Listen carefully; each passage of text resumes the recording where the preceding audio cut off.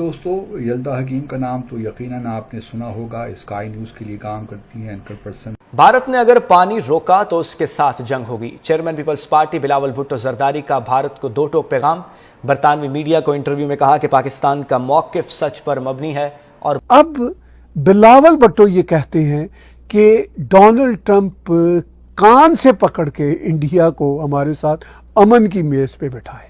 Originally Afghanistan से ताल्लुक़ है, लेकिन काफ़ी सालों से अफ़गानिस्तान उन्होंने छोड़ दिया और बरतानिया में मुकीम हैं। और जयशंकर जी कहते हैं कि पाकिस्तान के साथ हमारा कोई मसला नहीं है, हमारा एक्चुअली टेररिस्तान के साथ मसला है। यहीं पे शायद उन्होंने शादी भी की और ज़बरदस्त एंकर पर्सन, अच्छे इंटरव्यूज़ कंडक्ट करती हैं, क्योंकि पाकिस्तान मुखालिफत भी है। नमस्कार दोस्तों, पाकिस्तान को जिस तरह से यल्दा हकीम ने पूरी तरीका से आतंकवाद पर एक्सपोज किया है, तब से पाकिस्तान में काफी ज्यादा चर्चा चल रही है। बिकॉज वो मैडम ने थोड़ी वो सवाल करके तो मुझे इंटरप्ट कर दिया और उनका दिल ये था कि मैं बस जिसे कहते हैं ना सवाल करूंगी, जवाब में मैं अपनी मर्जी से टोक दूंगी और जो मेरा दिल करेगा। तो मैंने कहा भाई ऐसे मैं नहीं बैठूंगा, अगर आपने मुझे लेना है तो सवाल का जवाब लें। इट डजंट लुक नाइस कि आप मुझे आधे 30 सेकंड 20 सेकंड के लिए सुने एंड देन आप कहें जी कि सॉरी मैं आगे जाना चाहूंगी, मुझे आपकी बात नहीं पसंद और मैं आपको देखता रहूं। ऐसे कि मैंने कहा नहीं होगा।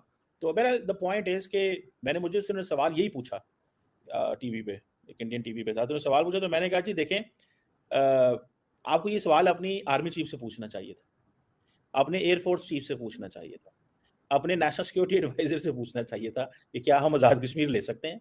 अगर तो मेरा ख्याल है कि क्योंकि उन्होंने आपको नो कर दिया है कि हम ये लड़ के नहीं ले सकते, तो क्या कर सकते हैं। उन्होंने कहा ठीक है फिर जुबानी कलामी ले लें, ठीक है। तो जिस तरह पाकिस्तान वो इंडियन ऑक्युपाइड कश्मीर कहता है, वो पाकिस्तान ऑक्युपाइड कश्मीर कहते हैं।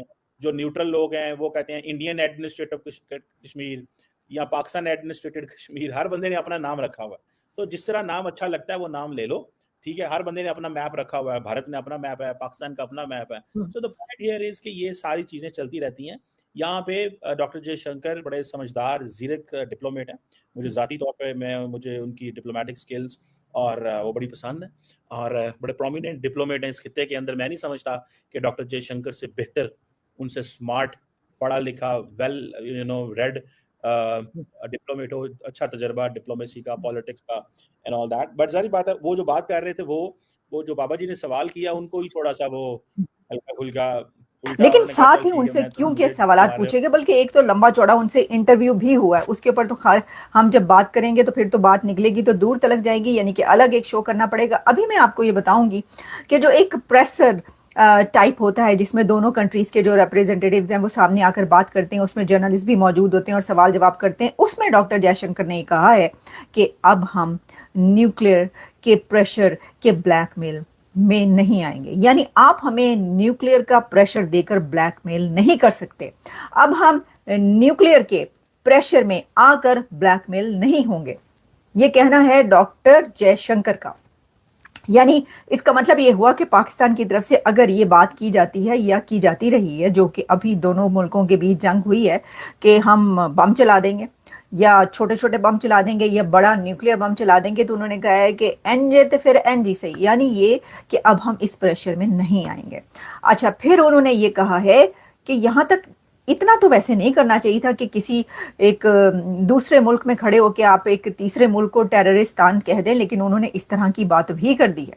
अच्छा, और साथ ही बल्कि मैं आपको क्या बता रही हूँ, मैं आपको उनकी जुबानी क्यों ना थोड़ा सा सुनवा दूं कि डॉक्टर जयशंकर साहब ने क्या क्या बातें की। सर ये थोड़े से मैं आप